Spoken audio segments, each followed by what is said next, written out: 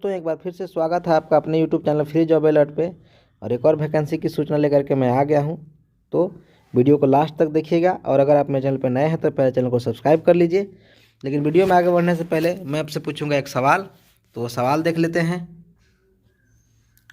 तो ये सवाल है आपका दोस्तों कि महाराष्ट्र में गणपति उत्सव मनाने की जो शुरुआत है वो किनके द्वारा की गई थी। ठीक है, इस सवाल का जवाब आपको नीचे कमेंट बॉक्स में देना है।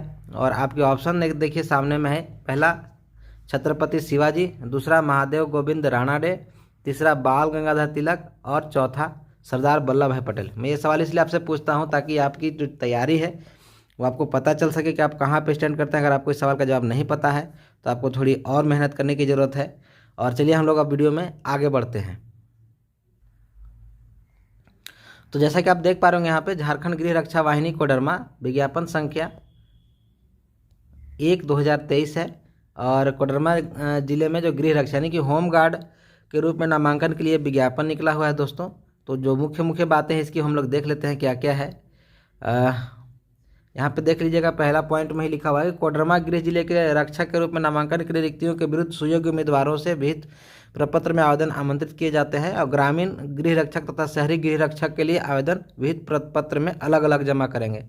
एक तो गांव के लिए निकला हुआ है, एक शहरों के लिए निकला हुआ है, दोनों के लिए अलग अलग आपको एप्लीकेशन देना है। और यहाँ पे कुछ नोट लिखा हुआ है, इसको हम लोग देख लेते हैं। गृह रक्षा वाहिनी एक स्वयंसेवी संगठन है तथा गृह रक्षक उसके स्वयंसेवी सदस्य होते हैं। जितने दिन आवश्यकता अनुसार कर्तव्य उतने दिन कार्य के लिए सरकार द्वारा निर्धारित दर पर भत्ता भुगतान देय होता है।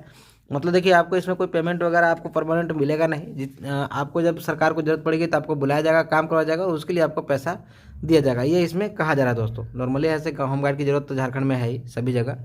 तो मैं मिला के चलिए कि अभी देख रहा हूँ मैं बहुत सारे होमगार्ड्स परमानेंट ड्यूटी करते रहते हैं, तो इसके लिए टेंशन मत लीजिए।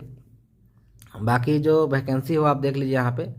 तो कोडरमा में पुरुषों के लिए 28, महिलाओं के लिए 27, लगभग 50% आपको पता होगा आरक्षण है महिलाओं के लिए इसमें। तो आप देखिएगा बराबर बराबर ही सीटें सभी जगह होंगी।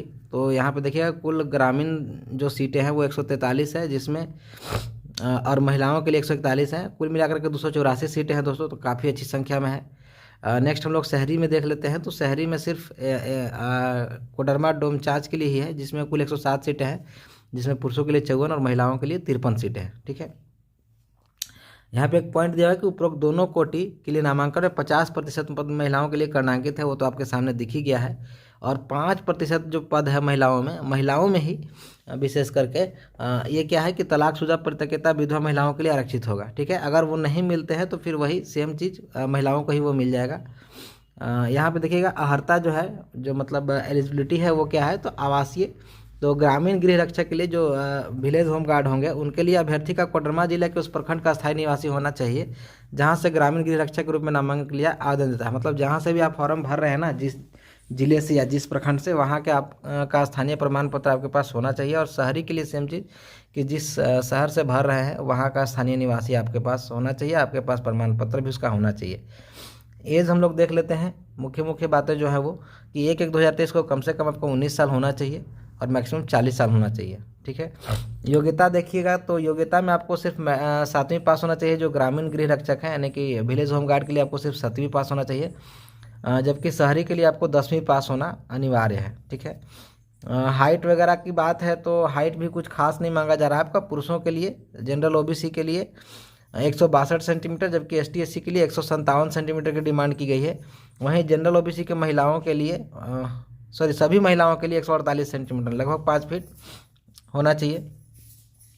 और चेस्ट जो है पुरुषों के लिए वो 79 सेंटीमीटर सामान्य ओबीसी के लिए, जनरल ओबीसी के लिए। और ST SC के लिए आपको 76 यानी कि 76 सेंटीमीटर होना चाहिए। ठीक है दोस्तों, नेक्स्ट आपका कुछ ये तकनीकी डिपार्टमेंट के लिए भी वैकेंसी आई हुई है कि जिनके पास भी ये कुछ योग्यता है। जैसे आप देखिएगा यहाँ पे चिकित्सक, अभियंता, अधिवक्ता, प्राध्यापक, नर्स, कंप्यूटर ऑपरेटर, टंकक, ये सब अगर आपके पास है तो आपको थोड़ा सा सक्षम बनने के प्रमाण के सब इसका जो डॉक्यूमेंट है, मतलब इसका जो आपके पास प्रमाण पत्र है वो भी आपको इसमें लगाना पड़ेगा।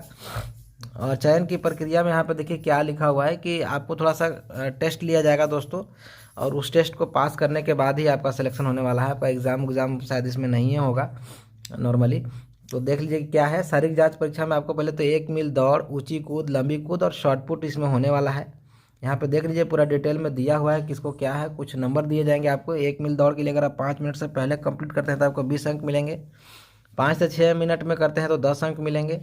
और 6 मिनट से अधिक समय लेते हैं तो आप अयोग्य माने जाएंगे। वहीं महिलाओं के लिए 8 मिनट में 1 मील यानी कि लगभग 1600 मीटर दौड़ना रहता है आपको, वो 20 अंक मिलेंगे। 8 से 10 मिनट के लिए 10 अंक। तो ये आपका क्वालिफिकेशन है। ऊंची कूद भी आप देख लीजिए, लंबी कूद भी देख लीजिए, अलग अलग दिया हुआ है पुरुषों और महिलाओं के लिए।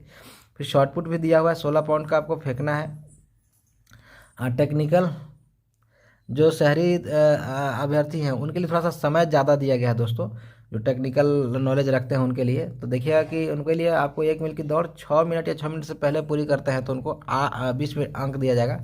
मतलब थोड़ा इनको रिलैक्सेशन दिया गया है। ये आप देख लीजिएगा डिटेल में। अगर आपको ऐसे तो PDF आपको मेरे टेलीग्राम चैनल पर इसका मिल ही जाएगा। उसके बाद आपका एग्ज़ाम में क्या होने वाला है, तो एग्ज़ाम में आपका हिंदी लेखन क्षमता का परीक्षण किया जाएगा। मतलब नॉर्मली आप जिस लेवल के हैं उसमें आपको ये आपसे लिखवाया जाएगा कुछ पेपर वगैरह। हिंदी लेखन में नॉर्मली ऐसे वगैरह कुछ कुछ लिखवाया जाता है। तो ये क्वालिफाइंग है, ठीक है। ये क्वालिफाइंग नेचर का है, इसमें आपको कुछ करना नहीं है। मेन आपका जो पेपर है वो आपका पेपर नहीं, सॉरी, जो फिजिकल है वही आपका मेन है, ठीक है। जो टेक्निकल है, टेक्निकल वालों के लिए भी ये 30% लाना 100 में, क्वालिफाइंग नेचर का है वो भी। तो उनका भी एक हिंदी लेखन क्षमता का माने एग्ज़ाम लिया जाएगा और सभी जांच के बाद ही आपका सिलेक्शन यहाँ पे होने वाला है दोस्तों।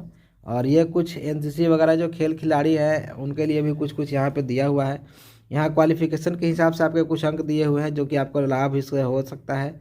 हम लोग यहाँ देख लेते हैं एड्रेस आपका, जो आपको कहाँ भेजना है यहाँ पे पता दिया हुआ है। इस पते पे आपको भेजना है आपका एप्लीकेशन। और मुख्य रूप से जो डेट है वो आप देख लीजिए कि 10 मार्च से 31 मार्च तक है, शाम के 5 बजे तक। तो आपको अभी घबराना नहीं है क्योंकि इसके पास बहुत समय है अभी आपके पास। 1 महीने के बाद ही ये फॉर्म शुरू होगा। और इसका जो पूरा ये जो PDF है आपको यहाँ कोडरमा NIC की वेबसाइट पर आपको मिल जाएगी। और ये इसका नीचे में ही इसी PDF में नीचे में एप्लीकेशन फॉर्म है, तो इसको आप संभाल कर रखिएगा क्योंकि जब इसका समय आएगा तो आपको भरना होगा। और वीडियो अच्छी लगे तो मुझे लगता है कि सारी जानकारी से हमने दे दी है। और कुछ रहेगा होगा तो आप इसमें PDF में देख लीजिएगा खुद से। और अगर नहीं समझ में आया तो आप पूछ लीजिएगा। Thank you.